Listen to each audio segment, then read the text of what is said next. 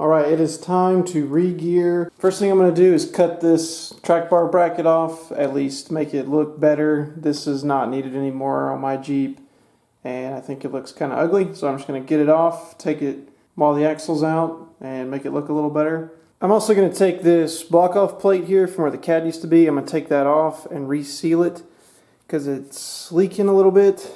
So I'll put some RTV and stuff on that, maybe find some shorter bolts and put it back together. Then I'll clean this whole thing off and paint it.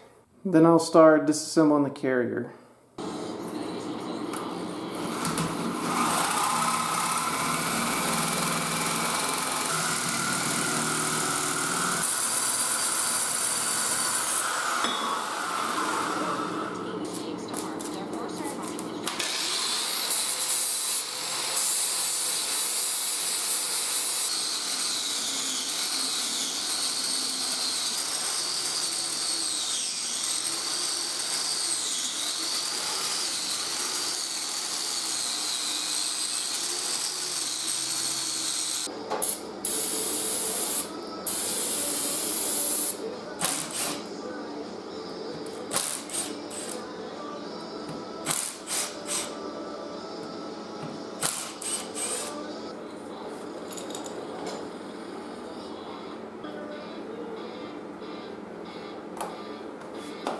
So here's something I didn't expect. This little ring or whatever this is broken in here.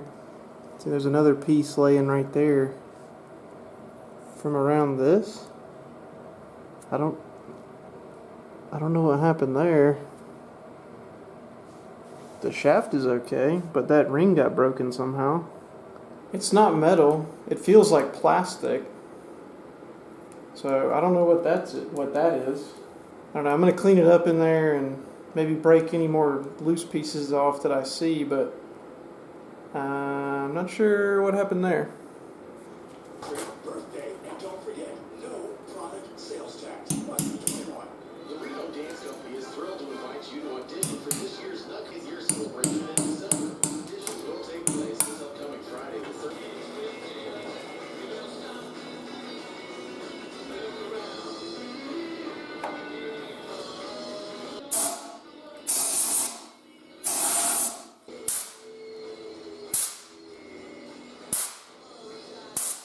Alright, for these little bolts, I'm going to switch to some 1/2-inch bolts. These are 1/4 thread. And these factory ones are just way too long without the cad actually on here. So they're bottoming out before I can get them tight. So I'm going to switch to these shorter ones. I'll have plenty of thread. And I got rid of that old gasket that was on there that came with the block-off kit. And I'm just going to use some RTV.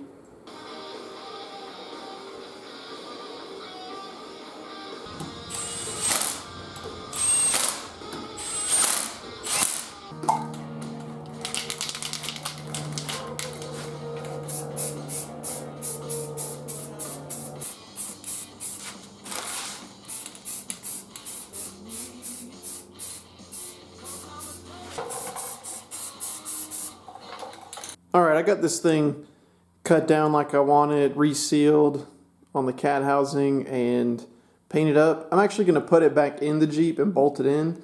It's flopping around too much to do the gears, I feel like. So I'm going to shove it back in and get it some more floor space in here to work. I'll have to lay under the Jeep to do the gears, which isn't going to be comfortable, but at least I won't have to worry about the axle flopping around.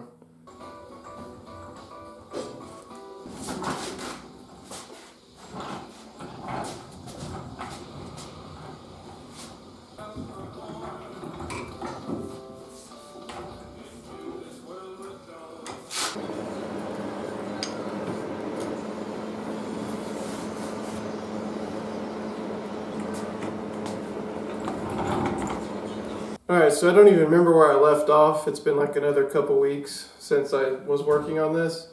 I got sick again, and I'm still not fully over it, as you might be able to hear, but I want to do something on the Jeep. I want to work on it a little bit while it's still nice out. It's going to start getting cold pretty soon here. I want to at least get the old carrier out of this axle and set up the new carrier. So this is the 373 and up numerically carrier for the Dana 30. You need this if you're going to go to a deeper gear ratio like I'm going to. It would have been easier to get like a Detroit or something that replaces the carrier completely, but I already have the Spartan locker, and the Spartan locker is going to go right into this out of the old carrier, and it's just cheaper to do it that way. So I'd like to go ahead and get this, get the locker swapped into this and get the ring bolted on, and then I can start pulling the old pinion out, set the new pinion depth, and start playing with some shims and that sort of thing too. Not directly related, but I also have this. So the camera that I'm using right here is a Panasonic HCV 180. That's a sub $200 camera that I got in like 2016 or something. I think the camera came out in 2016. I might have bought it a year or two later. But anyway, that's a sub $200 camera from 6 years ago.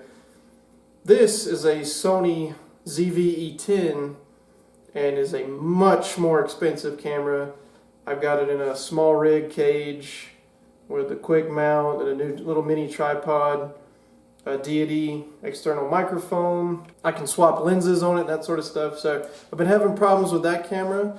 I decided to bite the bullet and get a new camera. Hopefully this one lasts me at least 6 years. Hopefully this one lasts me at least 6 years like that one did. But the quality should be much better, so you guys will have to let me know how it looks. Alright, so I'm going to say goodbye to this camera and hello to this camera. I'm still kind of learning this camera and figuring out the settings and everything, so you'll have to bear with me and let me know how it works and how it sounds and all that kind of stuff. But if I can learn how to use this camera up to its potential, it should be a huge improvement over the old one. So there it is, the old one. It's all broken, this mount's broken, but it's been a good one. It's been beat up really hard. I'll keep this as a backup. Alright, let's unbox some parts.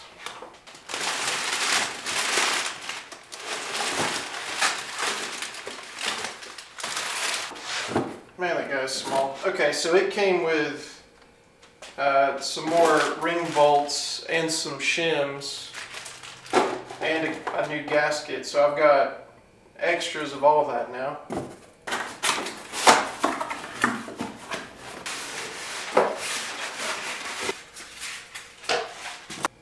And here is the new ring and pinion. I went with 456s. Mainly because of the size of this pinion. Once you go past 456 in the Dana 30, I think in the old Dana 30, I think you're down to one tooth of engagement instead of two. So I went with 456s rather than 488s or 513s, mainly just due to strength. So with the automatic in the YJ plus 456s, I think it'll be okay for 35s. It might not be perfect. Obviously lower gears will be better, but that's what I'm going to go with. Alright, let's get this diff cover off.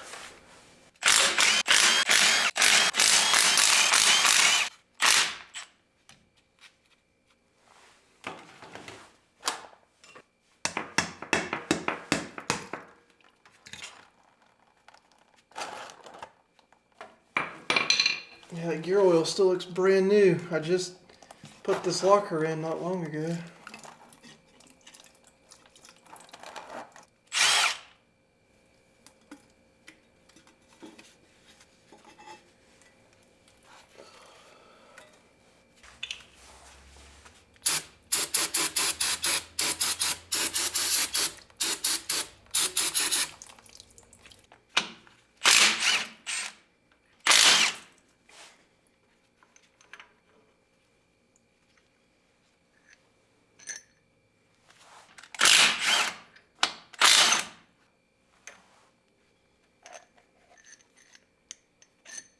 Okay. I think these are 11/16. Ah, I did remember right. Yeah, there we go. So if you put a wrench on the ring bolt, you could just turn the pinion and walk the carrier out real easy. Alright. Okay, so here's the two carriers next to each other. I gotta get this locker out and put it in this one. But to do that, I gotta take this ring off, then put the locker in this one, then put the ring on. And then I'll put I got some setup bearings that I'm gonna use for this. Instead of pulling the bearings on and off. I have the tool to pull the bearings on and off if I need to. And I probably will. I'll pull the bearings off of this old carrier, measure the shims that are under it now, and apply them to this one. But I got to do the pinion and everything too. So for now, I just want to get the locker swapped over and the new ring on this new carrier.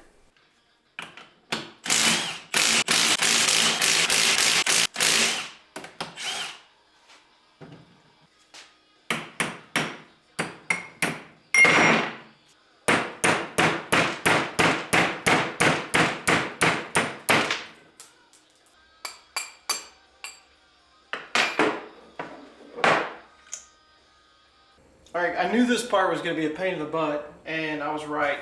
So, trying to get these little spring-loaded tabs out of this Spartan locker so that it will collapse and I can pull the sections out is becoming a real pain. Luckily, I kept the little pins, you know, that you use when you install it. Well, there we go. Okay, now I got a method. There we go. Okay. Okay. So you gotta push the spring-loaded part in with a screwdriver or whatever. Get a pick or something behind it and keep forcing it down, working it down until you can get that spring, so you can get the pin back in, the install pin back in.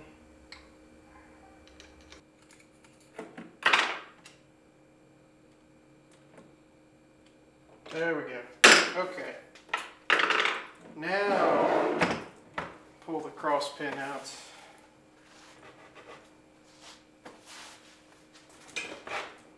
Alright, I gotta reuse the cross pin. But now all of these parts should just come out of here.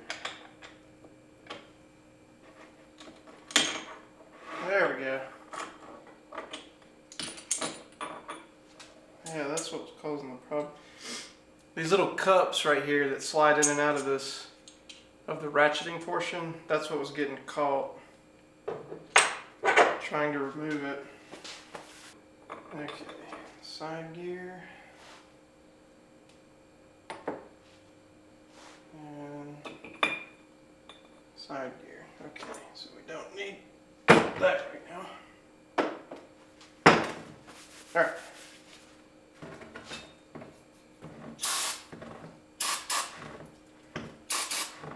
Okay, now we reinstall.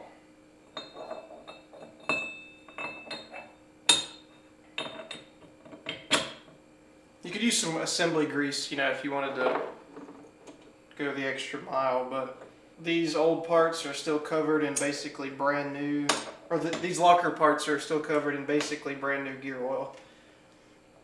So I'm not worried about them running dry or anything. Okay, I'm having to cut these little pins shorter than they were. I don't know if this Yukon carrier is tighter inside or if that's just normal with the carrier for the different ratios, but it wasn't going together, but I got it now. So now I can pull these pins up.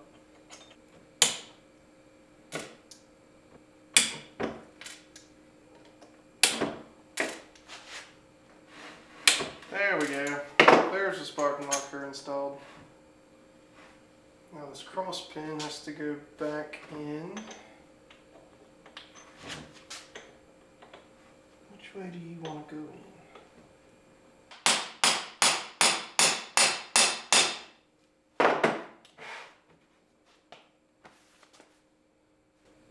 Well, shit.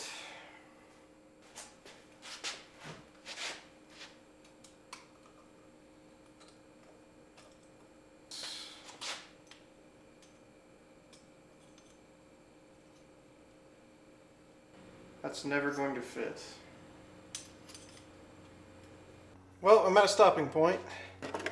Okay, this is the original cross pin out of the original Dana 30 carrier.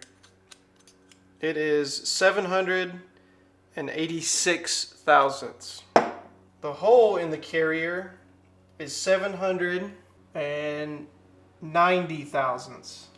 The new carrier from Yukon is 773 thousandths. It's like 10 thousandths too small. So I cannot get the original cross pin. It doesn't even want to start. I can start it in the original one by hand, and it's tight. But if I wiggle it, it'll there it goes. See, look, that's going in no problem, right?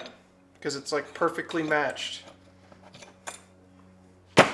But this Yukon carrier, I can't even get it to start. Doesn't matter which direction I try.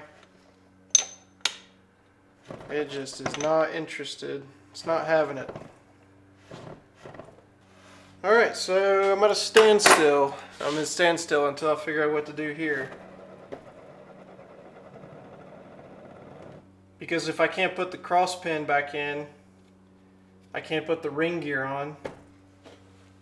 And if I can't put the ring gear on, then I can't set up the gears, obviously.